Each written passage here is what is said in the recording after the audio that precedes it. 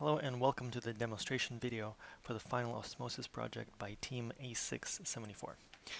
Now in this video we'll go over how we address the new customer requirements, and we'll take a look at a test case that demonstrates the functionality of our design. Before we go into the details of the implementation, I'd like to mention some of the design principles that we used during the design and implementation of our solution.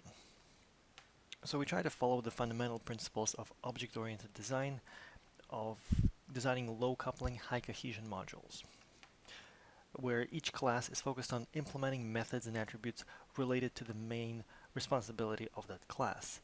So for example, a puppy only has the functionality related to a puppy, and a lawnmower has functions related to the lawnmower, such as move around the lawn or scan.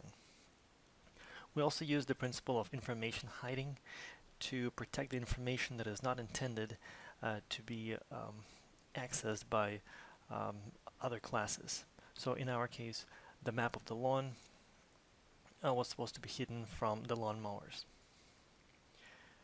We also use a number of design patterns to help us with the solutions to common design problems.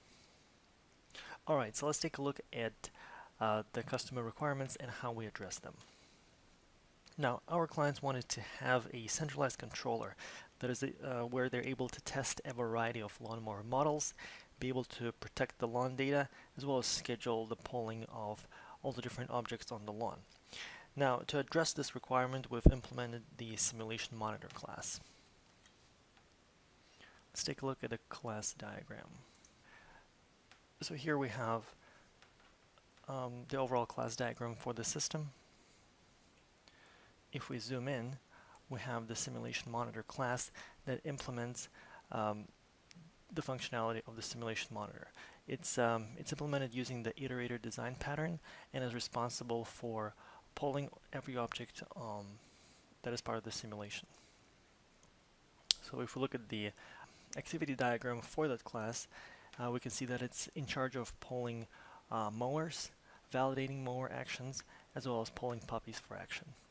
This class is also responsible for controlling the state of the simulation, so it'll check for the end conditions, and if needed, it'll halt the simulation. Now, to protect the lawn data, we've implemented the communicator class using the decorator design pattern. It's essentially a wrapper around the request scan information function. So this function is provided to the lawnmower such that it is able to request information about the lawn from the simulation monitor, which in turn gets it from the actual lawn. Now the second requirement was to implement multiple puppies as well as the improved information handling. To address this requirement, we've instantiated multiple instances of the lawnmower objects to have multiple lawnmowers. Now the lawnmowers share the partial view object that is implemented as a singleton.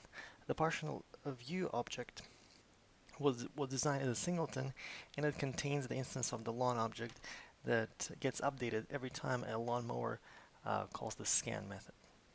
The third requirement was the presence of dynamic obstacles such as puppies, and those are implemented using the puppy class.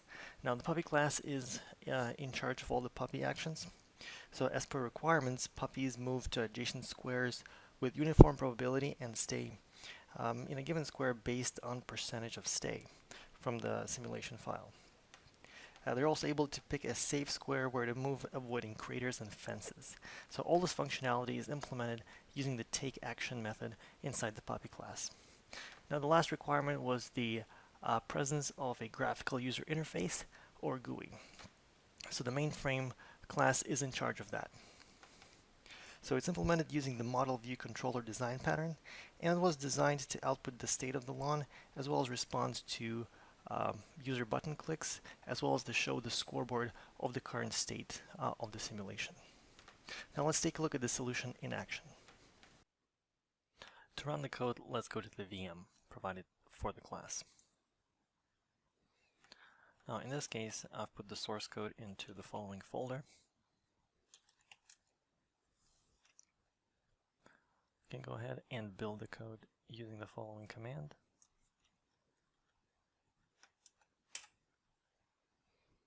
And then we'll go ahead and run the code using this command. In this case, I'm specifying the scenario 10 as our input scenario for the simulation. Alright, so this is what the UI looks like. It's divided into two panes. The left-hand side pane shows the current state of the lawn with all the objects in it. Now the right-hand side of the GUI shows all the objects that are being pulled with their current status. Now on top you have the scoreboard that shows you the total number of grass squares, how much has been cut, the current turn of the simulation, and the next item that's being pulled. The buttons on top here, the step button basically steps through each object that is being pulled by the simulation at every turn. So mower 1, mower 2, mower 3, and so on, puppy 1, puppy 2. And the stop button basically stops the simulation and prints out the current score, how many grass squares have been cut. The fast forward will go to the end of the simulation until all the squares have been cut. Using the file menu, you can actually select a custom scenario file to load into the simulation. In this case, we decided to just input it from the terminal. Let's go ahead and click the step button to start pulling mower number 1. Okay. So here, mower number 1 is being pulled. It's requesting the scan action, and this is the scan information. Naturally, mower 2 will request the same thing. Same thing for mower 3. Now the position of mower 1 is at 1-1. This is mower 1. The position of mower 2 is at 5-2. This is mower 2. And mower 3 is at position 2-4. So 2-4 is mower 3. Alright, let's go ahead and click the step button. So puppy 1 decides to stay. It's right here on a grass square. Puppy 2 also decides to stay, which is right here. Alright, so here we're currently at turn 1, so we pulled all the mowers and puppies. If I click the step button, we'll go to the turn 2 of the simulation and start pulling mower 1 again. In this case, mower 1 stays and changes direction to northeast. Notice there's an arrow to indicate the direction change for mower 1. Mower 2 decides to move. So you can see it moved from the square 5-2 now to square 5-3. And this is indicated by the current state of the mower 2 object right here. Let's take a look at what mower 3 does. Mower 3 is currently here. If I click the step button, it moves to position 1-4. So it decides to go west, as indicated here. So let's go ahead and step through a few turns of the simulation and see how the mowers cut grass and puppies move around the lawn. Okay, so we see puppies moving as well as lawn mowers moving around the lawn.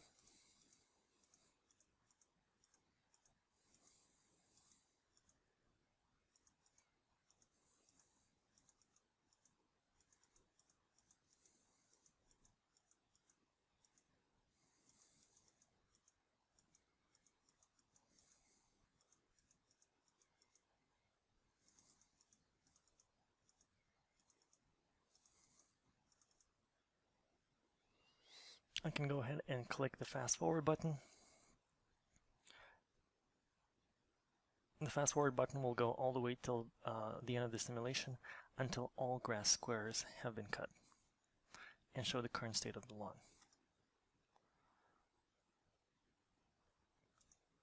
Closing the GUI will abort the application. I can go ahead and restart it again. Do a few turns. And then stop the application, and it'll print the current state when the program was stopped. Alright, thanks for watching.